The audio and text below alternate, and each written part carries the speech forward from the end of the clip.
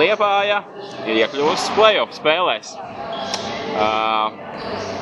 Kam pienāks lielākie nopelni par šo?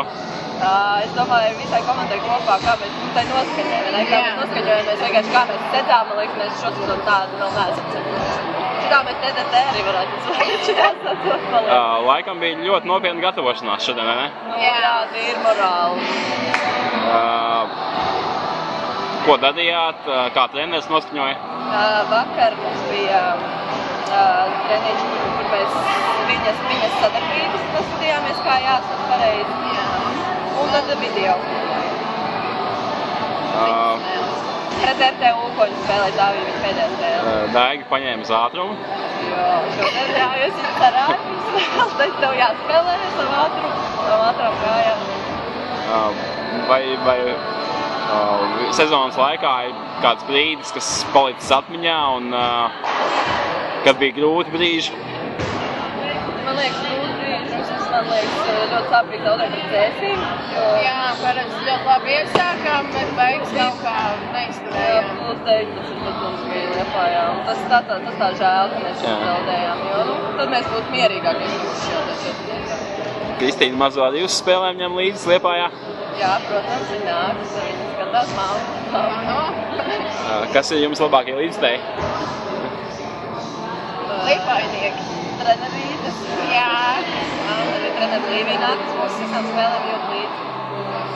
Ko mēs redzam? Treneris, es zinu, ka jūs jau augustā jau sākat zenāt. Vai šogad komanda bija tādā labākā fiziskā formā arī?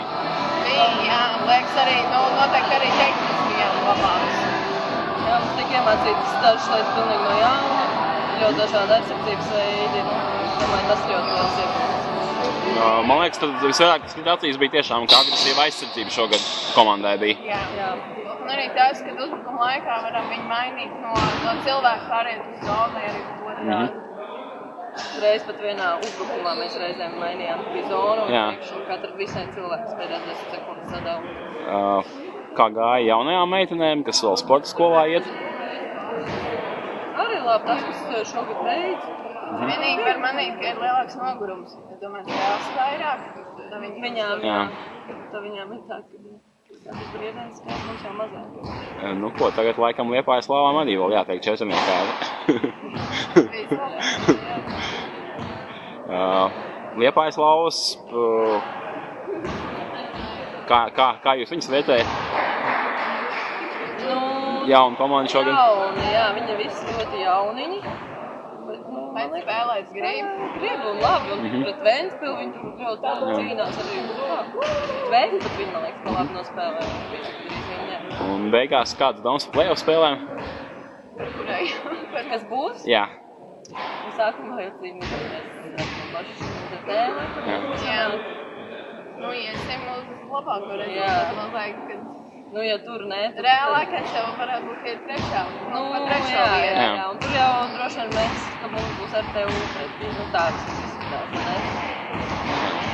Nu, neskiesim notikumiem pa priekšu. Jā, bet ar viņām jau mums arī bija 2-2, tā kā tur būs interesants cīņas. Tāpat fināls ir šogad ļoti interesants, domāju.